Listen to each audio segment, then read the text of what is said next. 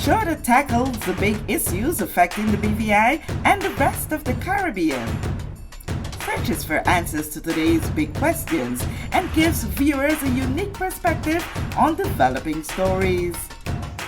Follow the big story with me, Kathy Richards, only on GTV.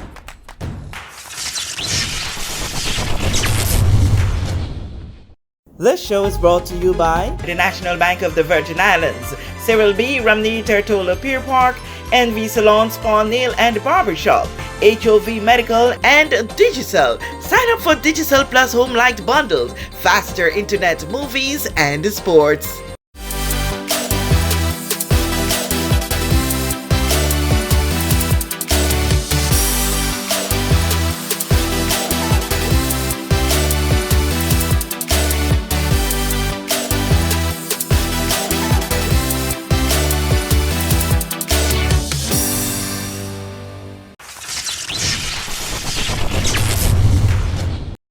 This is The Big Story. I'm Kathy Richards. I want to thank you so much for joining us for this edition. In studio with me is Bishop John Ivan Cline, and we know he's no stranger to this set, and we usually call on him as one of the analytical minds of what's happening around us here in the Virgin Islands. Bishop, I'm so happy that, you're back. You took your little time away to rejuvenate while all the things were going on around us, and you're back. How are you in this moment? I'm doing good. I have a little residue of cough and flu that was going around, but I'm good. And as you said, and I posted on Facebook the other day, there's a time to talk and a time to be quiet. You can't always jump on everything. But I believe this is a good time to talk. So thanks for having me. Yes. And I am very appreciative of your candid views, and what you usually show is that you not only look at things critically, but constructive critically so. So we want to talk about what's going on around our government and all of that. Recently, I know that you would have been in tune to see the shift in government, where the Premier has removed one person and replaced that person. So you're enthroned. Yeah. When you saw that, did you bow your head or did you say hallelujah? I wasn't surprised. You weren't surprised? That's what I would say. I wasn't surprised simply because with a vote of no confidence hanging, every side has their political strategy as to how they will approach it or how they would navigate it. And it is obvious that the Premier has to sort of ascertain who is likely to cross on the other side if that happens. And in my mind, and in his mind, I guess, would be who really has no loyalty to a Virgin Islands party government. And it's the person that joins you. Because if they left one place to join you over here, they could leave over here and go back over there. The Minister of Financial Services and all the other places on her portfolio obviously was doing a good job with what she has been given to do, especially the thing that she knows, and that's financial services. But if that doesn't give the Premier the level of confidence that his government will be threatened,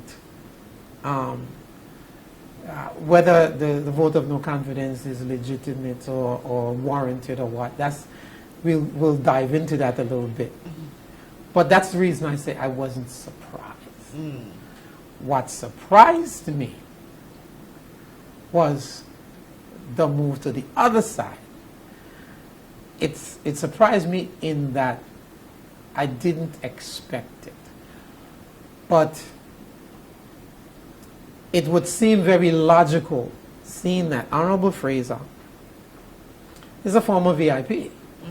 He left the party after the fallout with electing the former Premier Andrew Foy as the leader of the party over him, and that left him a bit disgruntled. And he went and he started his own party. But he's a VIP to the board. He's not NDP. He's not PVIM. So he's really the carrot out there dangling to be picked off. And I think it was genius, actually, for the Premier to make the move he did. Now, let me step back from all that political strategy and say this. The sad thing for me is, after all the political shaking up, the country is no better off. And that is what's saddening for me. Okay, so that we are no better off because the problems are not fixed. You have the same leader whose focus seems to be more international than national. It just seems like his plan for making the BVI the best it can be is non-existent. And that is what's sad for me. So it doesn't matter who he pulls on the side. If he doesn't change, and his mindset towards the development of this country doesn't change, then we are going to just go around in circles. And that's what we're doing right now. I want us to go back a little bit on the first assessment that you would have done with the move, the switch of Honorable Smith and Honorable Fraser. What people seems to be very worried about that move, and these are conversations people would have with you and jog your memory back to things that would have happened before. I am reminded of a period when, in this instance, I think it was the late Honorable Ralph T. O'Neill of blessed memory, when there was that fight to get the ideal person for a government seat, I think it was, where you had Honorable Fraser as well as the former Premier Andrew Foy. And I am told at that stage what the Premier then did was to pull in Nancy Penn. So it goes back, I didn't get to research that deeply, but then it goes back to show you that the strategies of moving ministers or shuffling around governments is nothing strange. No. But what the boggling part of this particular move seems to be of people is to say, did Premier get tricked when he pulled over Honorable Fraser, owing to the fact that from the time the government was formed, Honorable Fraser was the lead person in saying that we are going to move a number of no confidence motions against this government, and he kept saying that repeatedly even to the end. I give you that situation as put to me by others. Well, it's politics. It's political strategy. It's not what's happening in the House of Assembly when it comes to something like this. It's what's happening in backroom. What are backroom conversations that's being had? What is being promised to a likely person that will leave one side and go to the next? So whether it's a former government or the present government, the precedent is there for people moving back and forth, and they're at the end of the day, Honorable Julian Fraser, a veteran politician, is going to hedge his bets against, do I stay here and call a vote of no confidence that may or may not go through, or is there an opportunity for me to, one, get a position? I don't think the salary is the big deal for him. People say the higher salary. I don't think that's a big deal for him one way or the other. But will I be in a position to help the 3rd District? And then would I be in a position to further help some of the things I've been griping about? Water, roads, infrastructure. And would I be in a better position? Now, when I say that, one can't help but wonder. You have a guy like Kai Reimer, Okay, I was going to come there. who is been loyal from the very beginning to Honorable Andrew Floyd, now the unity government, now the current premier.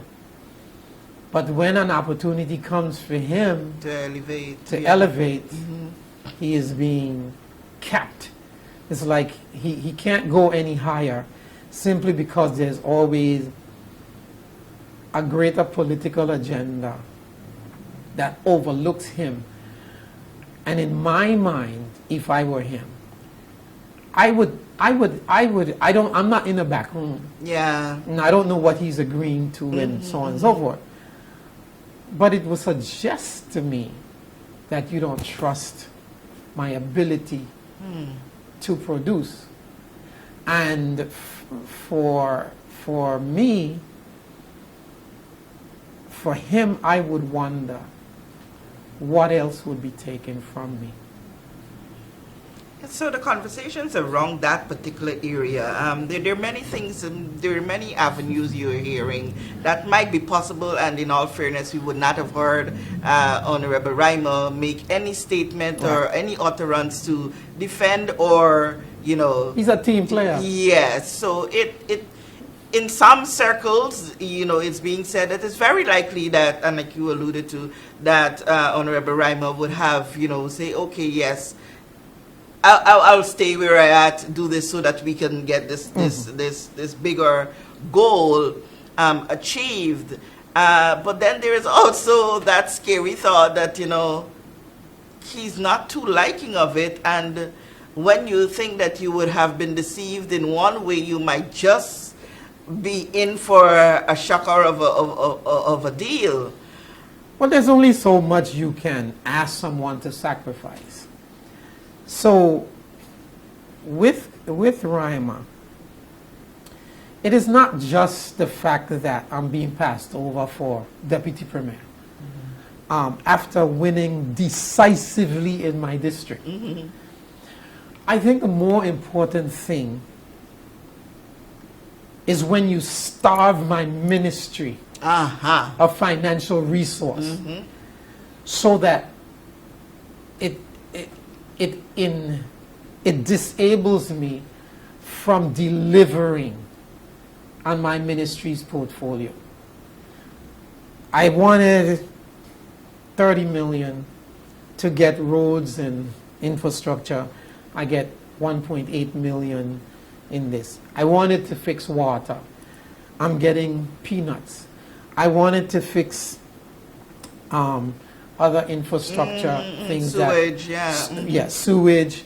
I want to do maintenance, whether it be making sure the roadsides are clean, the drainages are clean, and I don't have any money because the Minister of Finance has a stranglehold on the finance.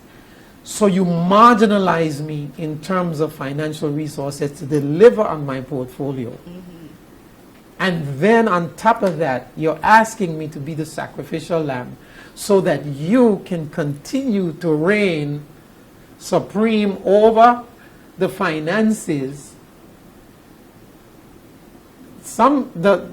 At some point, the dam is going to break. Yeah, and then you would hear him repeatedly alluding to, and I would appeal to the Minister for Finance, and I appealing to the Minister of Finance, and I hope that the Minister of Finance, when it comes to getting monies allocated for him to be very effective, and more than just within his space as a government minister, more and more now you are seeing him losing some amount of credibility with the public. Of because course. now you are seeing that, before everyone is so liking and yes, showering praises, but those very people, some of them, and if you're looking, you're seeing and hearing it, and that Honorary Ryman, you ain't Yeah. kicking it. He ain't kicking it. Mm. But is it his fault? Or is it that he's literally being set up to fail? You can win your district, but if you can't deliver anything, if the election was held tomorrow,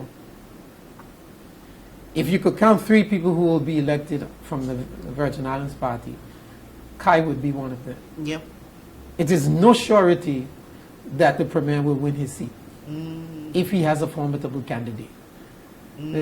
Because the people in that district would be, it would be questionable. You don't have that situation in the 5th with Kai Rima, but yet he's been treated like almost like a stepchild, in my opinion. In your view, yeah. This is just John Cline Yes, from yes, a political yes. lens, how I imagine how he would feel, regardless of what he agreed to, regardless of how he gets up in the House of Assembly. But as you say, he would often indicate, Yeah. this is not my fault.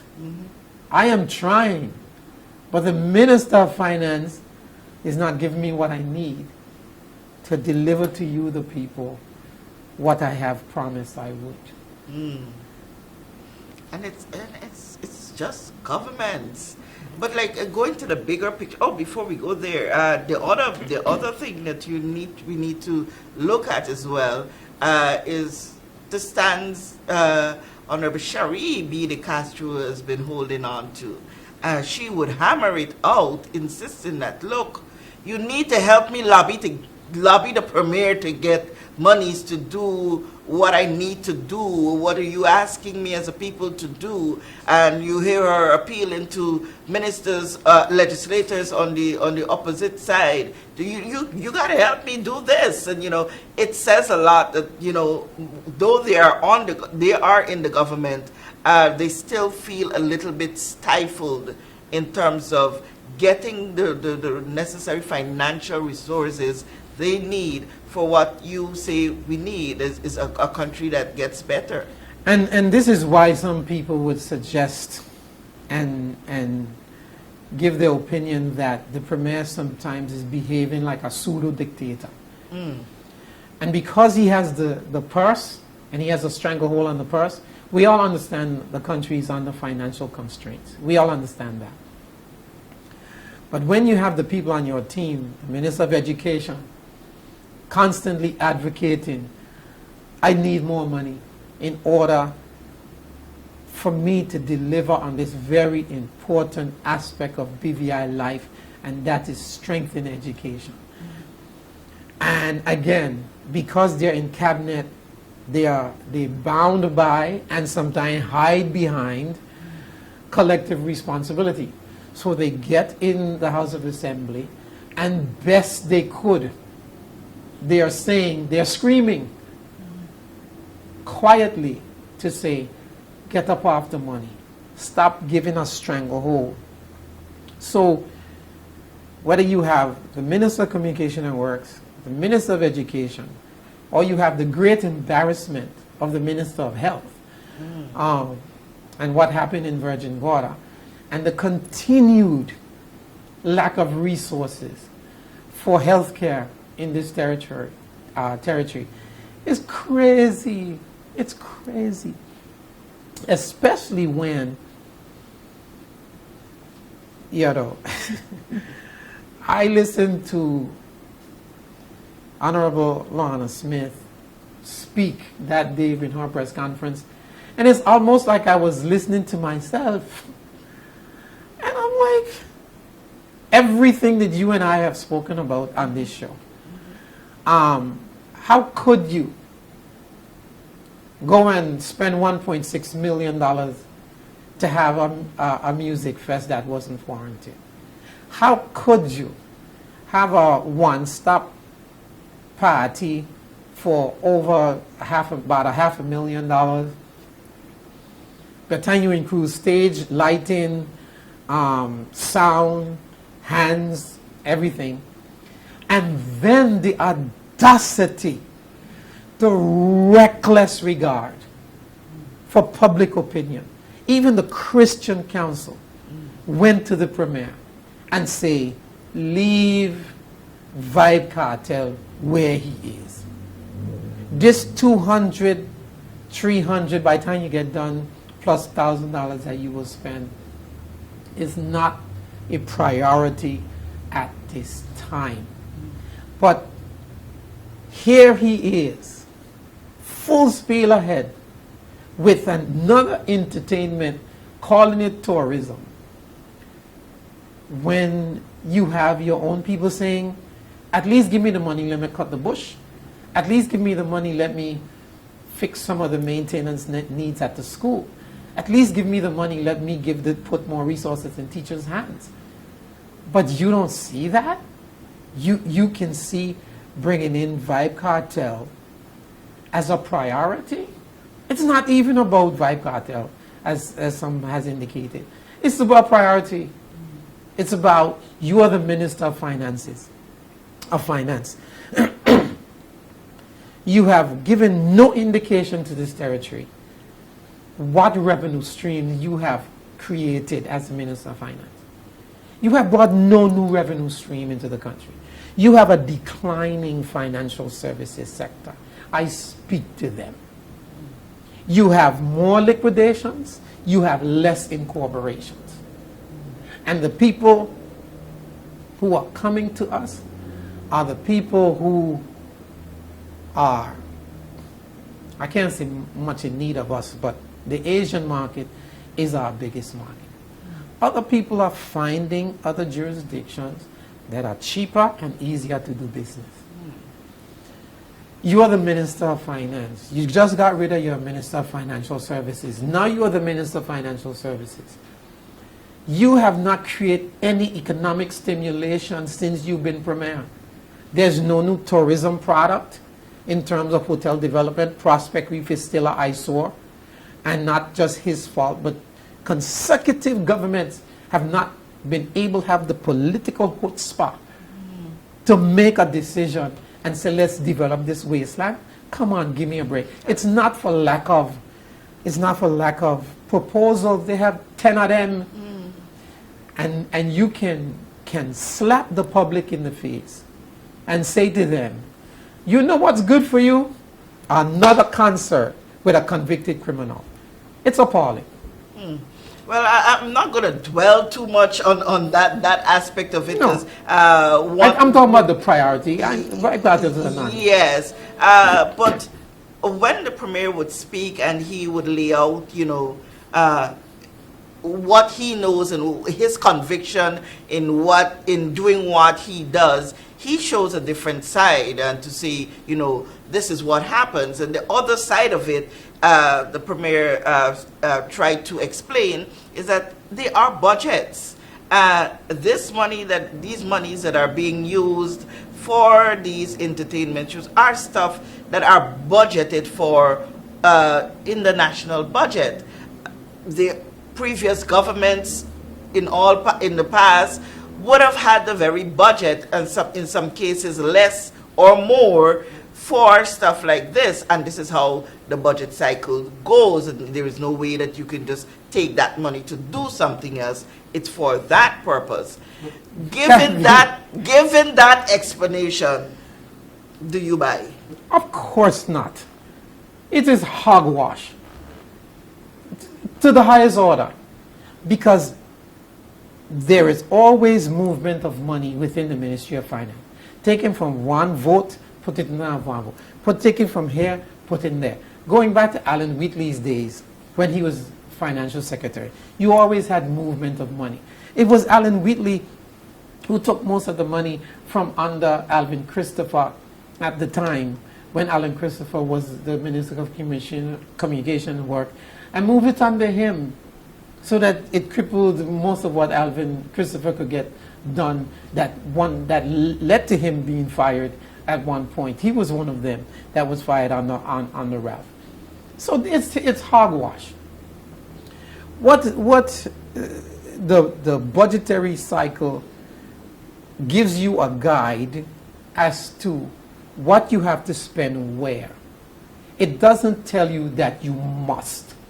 It gives you guidelines, but it also gives the Minister of Finance and the Financial Secretary the flexibility if there are needs nationally that arise, that I can move stuff around.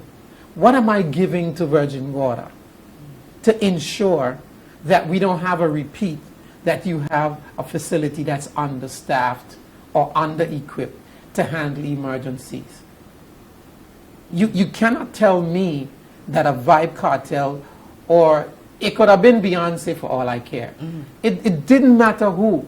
I mean, I have my issues with the artists, but that's not what we're talking about. We're talking about the Premier's priority in spending when you are not doing anything for economic stimulation. Where is your new revenue generating opportunity? Fisheries is still down. Agriculture is still non-existent basically for the struggling farmers. They're crying they don't have water. If we don't have water, we can't go food. You talk about food security. The other day we almost panicked when the ports were going to close. We were in panic mode because if it was allowed to happen, where would the shipments come from after what we have on the way or on the shelves run out? Because we have no food security. If the boats can't come from Dominica, what are we doing? We have land, no greenhouse. We've been talking about these things, but you can still find these monies. So under his administration or his premiership, you have probably spent about $5 million on concerts alone. That makes sense? Where could that money have gone? Because it could not have done most of all of the things that are being mentioned. You couldn't fix in its entirety water. You couldn't fix in its entirety sewage. You couldn't fix Not in its entirety. Which area in your mind, you think that those monies should have been reallocated to make a great impression? Any of the areas that I spoke about would have been, in my opinion, monies better spent. Healthcare is a big deal. All right? The health of your country,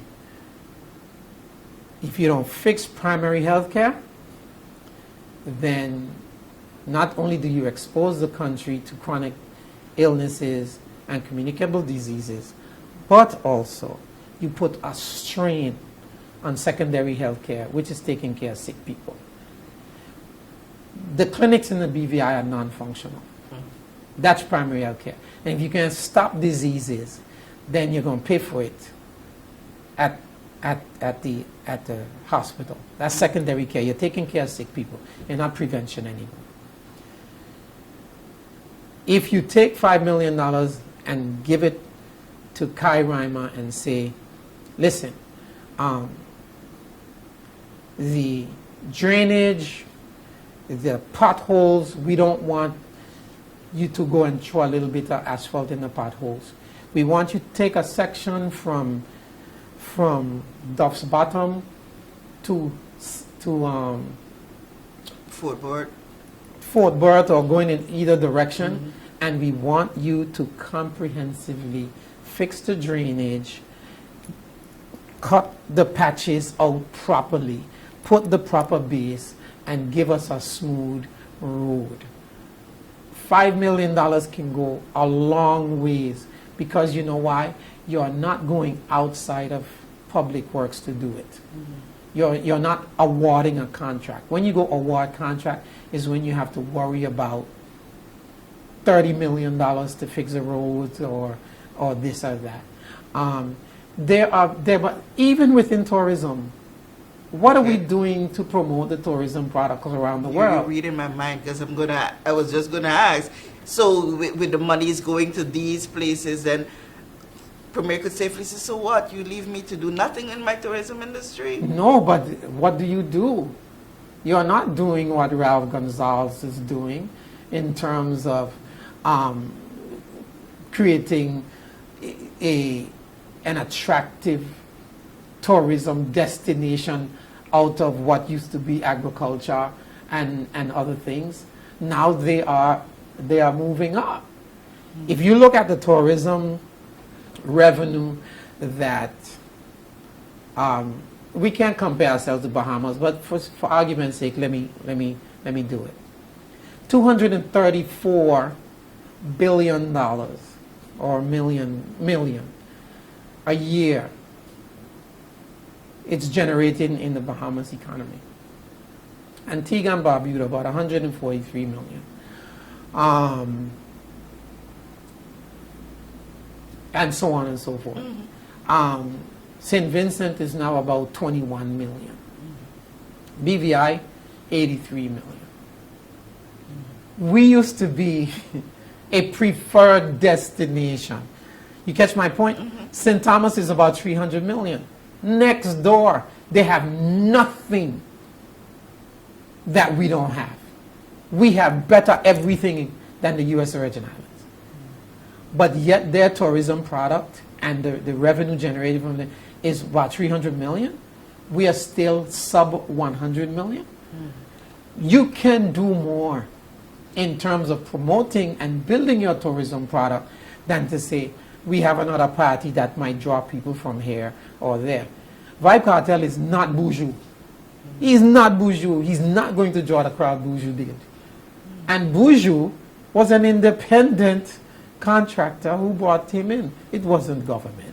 They had but to correct you, in this case, it's an independent person that is bringing subsidized, and so was Buju. Yes, I stand to be corrected. Yes, and the government and the premier would have said it on this very platform that the government still has not fully honored their commitment, and he's the one who now will have to make sure that. So he going honor one commitment, you're going to another.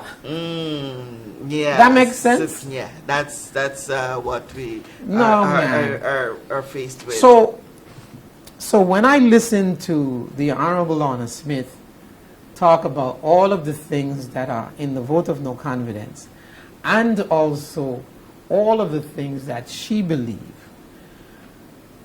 are so wrong with the governance of the country,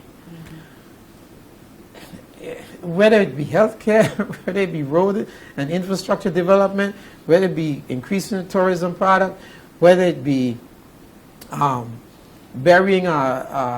looking to be more resilient when it comes to electricity, burying our wires from being so susceptible to every year hurricanes, whether it be saving so much water from running on the street and finding a way out from spending $1.5 million with Bywater every God-given month. You got to pay them, and you can't find a strategy now that the contract has expired and will be expired again. You have no strategy in saying when this is up, we are not going to give away one of our critical national security water. People around the world, America is going to Africa to buy water, to buy land for food security. And you can't take any of that. So I listened to her carefully, and I said, my God. You heard yourself. I'm like, how could you sit there in these debates sometimes and like everything is sunshine and glory when you have all of these issues with the reigning government? I believe that's a bit ingenuous, to use her word. Okay, so now to look at the way in which attempts are being made or not to get these things handled. Yes, we sit on platforms like these and others, and we say all that should be done and aren't being done. What is that space, if there exists one, where the learned minds of this territory caucus with the premier?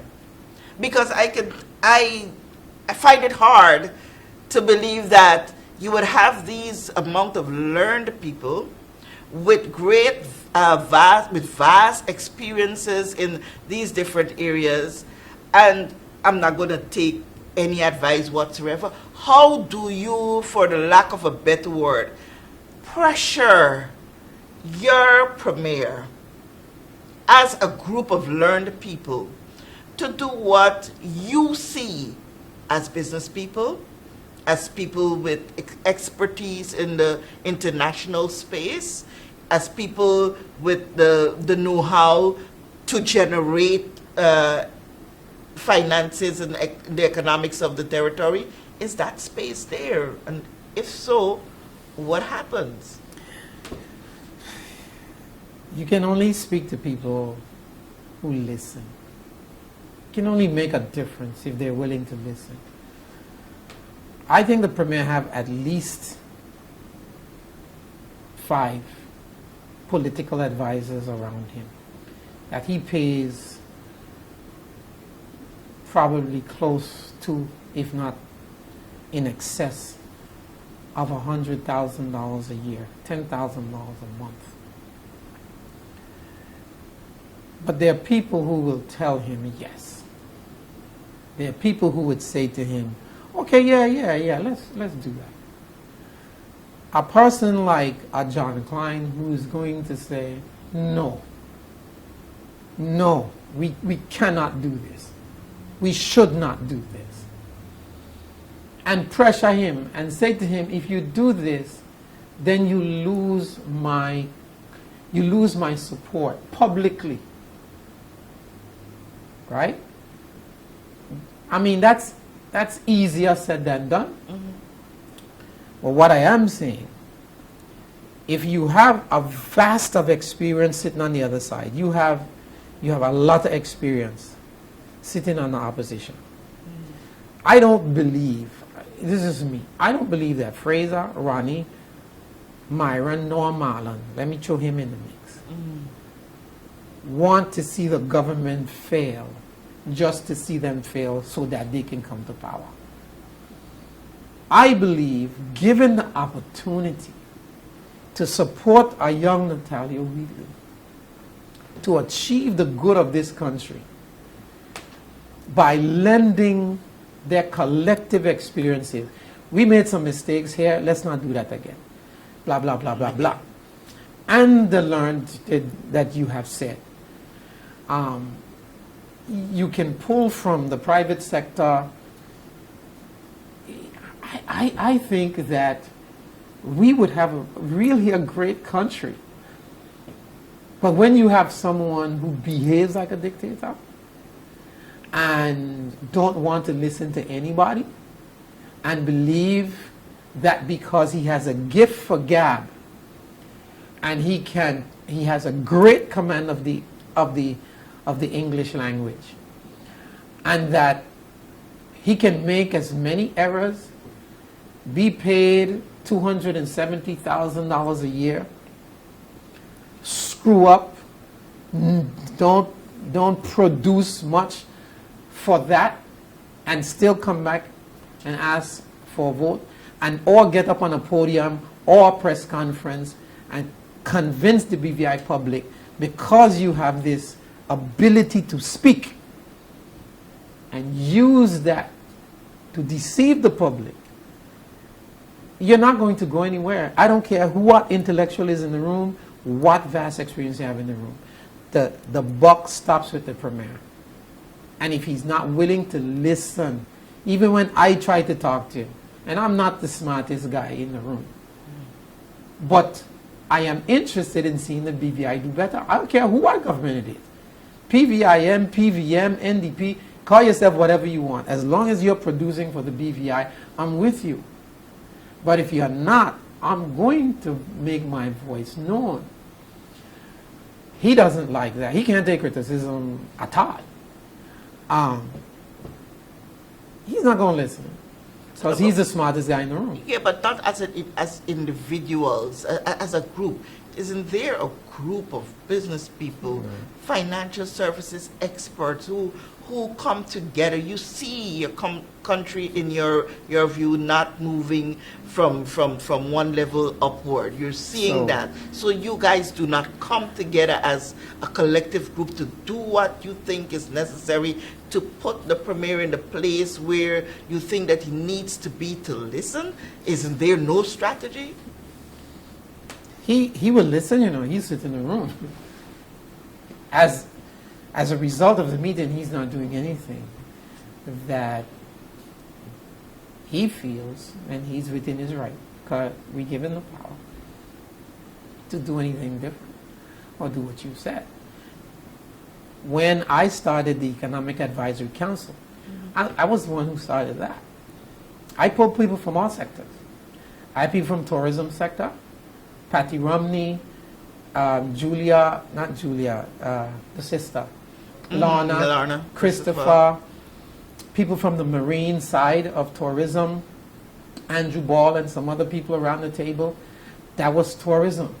The local business people, represented by guys like Sinclair Fleming and some others. I went to the financial services sector with people like Peter Tan, managing director of Harney Westwood, very versed in what's going on in the industry. He pulled some other people around him, the Pat Lian people of the world, economists and so on and so forth. We went to just about every sector and we pulled this group of persons together, non-governmental, to support a VIP government. So this is not about a VIP government, to support the sitting premier. It was not dissolved so much, it was marginalized. I was asked to leave that committee as the chair to serve on the on the Trade Commission. I was asked by government, leave that, come over to Trade Commission and do some of what you were doing over here. No sooner than the government formed and the minister took command of trade, she dissolved the commission, said it wasn't necessary. So who is going to listen to you? And the commission is made up of private sector people. Dr. Jerry Smith was the chair. I had on my committee people like Romney Penn and you know, former finance secretaries who we called in to say, help us build this. Here we are 2 years later and we are no further than we've been. I could call Michael Thomas any day and have a conversation with Michael Thomas. I could call Colin O'Neill and have a conversation with Colin O'Neill, who know how to build things, improve infrastructure, expand businesses from what my father left, and get their ideas. And all we want is an ear to say, how do we make this country better? So what I'm gathering there from what you would have just said is not just in the area of the premier where severe blunders are being made, but you're also saying as a deputy premier, Honorable Lorna would have made some blunders as well? It was a major blunder on her part to say she needs to be more familiar with the subject. That's not how government runs. That's not how countries run. There's continuity. Not because you are new means what we're doing is new. There's continuity within government. Roads, not because you have a new minister of communication and works means you must take the RDA and turn it on its head and say RDA is no longer necessary because I don't understand it. Look at what the work they're doing. Is it contributing to the greater good of BVI life? So it was a major blunder. Where do we go from here? Yes. Where do we go from here? You know, the vote of no confidence is still hanging out there. At this point, it will be a symbolic gesture. Okay. To say to the people of the territory, We hear you. We are not pleased either. But our greatest power is in this house where we make laws and challenge those being made, or policies, or spending. And we are saying to you, we're bringing this vote of no confidence because in the next year and a half, we will be at your doorstep asking for a vote. You heard the Honorable Mayor laying out salaries. There is no place else in the world except for in America during the banking crisis where a bank will fail and the CEO of the bank took home a $20 million bonus, right? There's no place else in the world in the private sector that you can pay someone $150,000 to almost $300,000 a year. And at the end of 4 years, your standard of living, your quality of life in terms of healthcare, economics, infrastructure. You know what I did some day ago, Kathy? I sent the leader of the opposition and the Minister of Communication and Works a letter with a bill because it cost me over $3,000 to fix the front end of my vehicle. And I said to them, you have a responsibility to make sure these roads are good. And because you neglect your responsibility, I carry the cost of car repair. I can't keep digging potholes. So what I'm saying is, when they get back in front of your face and you realize the salaries you paid them for I don't know what, then the public needs to lay aside this party politics, man. It's crippling the nation. It's crippling the nation. And go out and pick men and women who will put themselves forward, who don't necessarily need a salary, an extra salary, but what we need is to leave an inheritance for our children and our children's children in terms of leaving this place better than we met it. It happens at the poll. That's my simple answer. Okay. Other than that, it doesn't happen. Because no matter how much we talk, we've been talking. You and I have been talking across administrations. Once they get power, they become gods. They walk around like they're little gods, not employees of the people of the Virgin Islands. It's no longer government by the people, for the people, and of the people. It's a government of the particular reigning party. But that's the government. But in all of this, I'm not a believer of everything being on the negative side. For there to be a negative, they've got to be a positive. A yin and a yang, yes. Yes. So have you seen things happening since this administration went into power that you can comfortably say, yeah, man, I am happy about what I'm seeing here or there? Do you have to pick your brain before you can find that? Oh, I have to search long and hard.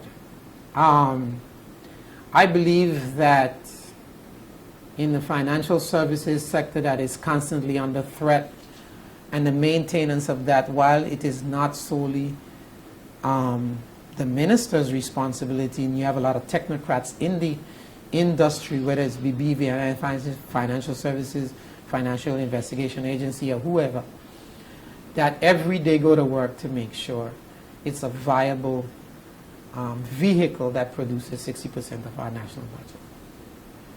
If I go to tourism, I don't know what I can show for that. And if that's your other pillar, okay, I'll find something. I came in on a flight yesterday from Miami. I loved the flight. And there were tourists on that flight. And that is credited to the negotiations under the Ministry of Kai Ryman, who's responsible for transportation. The prices have come down greatly. But so by the time you pay a ferry and taxi, if you have that, a $200 or $300 difference and the convenience, it is a non-issue. For busy people like me, I want to get on a plane in Miami and land in B5. I don't want to go sit down. It is. So that's a feather in the cap in terms of tourism and strengthening our tourism product. But not only our tourism product. You have business people coming to this country who don't waste time on ferries.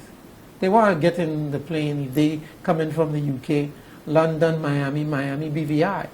It's easier. It's better time utilized. So I'll give that credit. Let me see where else I could look. Health services, no. Zero progress. Zero.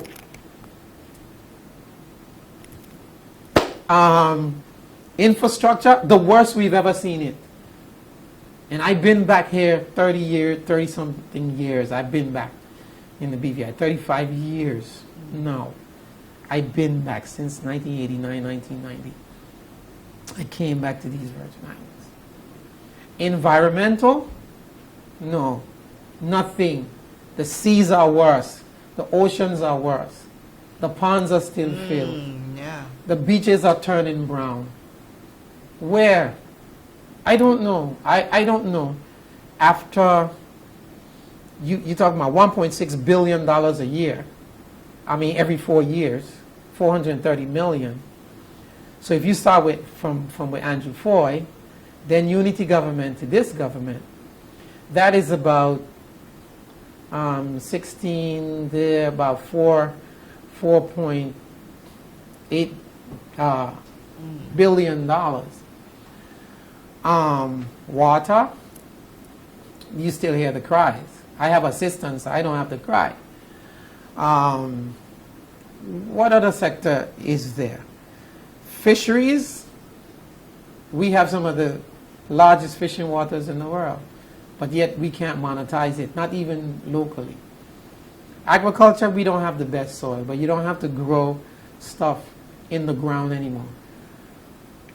We can find ways to minimize food production, whether it be chicken, pork, beef, goat, what have you, eggs and stuff like that. We can make that a little more robust. I don't think the local farmers have gotten support they need. Where I don't know the COI recommendations. Okay, yes, that's a feather in the cap, because I believe structures and processes have been strengthened to enable us to work our way towards self-determination and independence, hopefully eventually. I am not one of those who believe that we should continue to be black men in white hands. I don't buy that. I believe we can, but we must show that we are politically mature and we have the governance structure that can support self-determination and independence. We are working on that. That's a tick. Internationally, I see the Premier and others being represented around the world. You know, I think the Premier is best served as ambassador to the world, to the nations.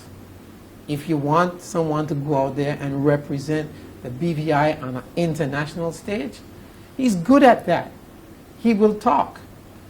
So, and he has done that. That's a positive. Okay. But I don't know where else to look. Okay, so we have the clock winding down on us here now. I just had the cue, but let's give and take to say the territory was faced with something that they never anticipated. They had to deal with implementation of recommendations. It is being said, and we know for a fact that it took a whole lot to put into that, and maybe the strategy to be able to govern while doing that did not exist. Are you hopeful that now that chapter is like almost away from we, that we'll see more out of the Premier? And it's in 2 minutes, let's wrap that up. I'm hopeful. Okay. I'm hopeful. Honorable Natalia Whitley has to understand no responsible citizen wants to see him fail. Okay. It doesn't benefit anybody to see any sitting premier fail. All leaders have to understand that. But when you become so entrenched in party politics and not listening, it is very difficult to have hope in an environment such as that. But I would say I am hopeful that our best days are yet ahead. How do we get there? It's going to take all of us, the voting population to recognize, some of us to get off the sideline and not be afraid of rejection or even businesses being impacted, as well why a lot of private citizens doesn't get involved because of the stringent protocols that you have to adhere to. I rather run my business, keep my employees. But it's going to take all of us. In America and a lot of countries, you see businessmen running the country. That's what you have. Michael Bloomberg is a billionaire. He takes $1 a year for salary because the $200,000 you're going to pay him is a non-issue to him. Mitt Romney is a billionaire. Trump is a billionaire. You hardly have mayors and governors in America running multi-billion-dollar budgets who don't know how to build businesses, create opportunities, increase economic substance of your country. But what we do, we go out and we hire a bunch of novices and we expect miracles. It is not. So it's going to take all of us. It's going to take all of us, and we'll take that as our nod to say we'll talk again. Yes. At the next appropriate time. Yes. Thank you ever so much for always being so candid. There's not many people that you could call, just very few people you can call on to have such a candid and objective discussion, not necessarily only tearing down, but coming up with ways in which we can deal with things. I want to thank you so much for the pleasure of your time. I'm Kathy Richards. Thank you for joining us.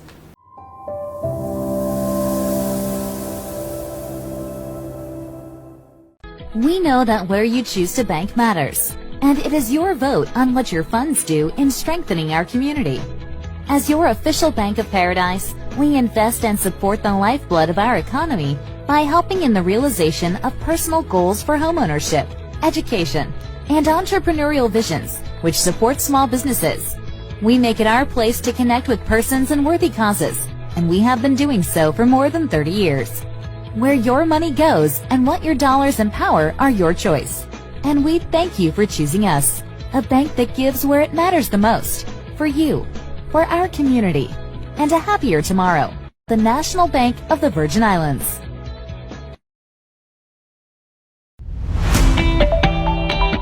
Are you searching for new home decor items that reflect the season's latest trends?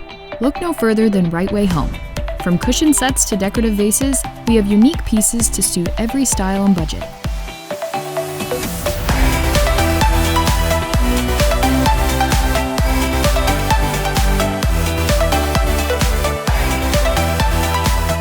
Discover your right find at the right price, only at Right Way Home and Right Way Stores.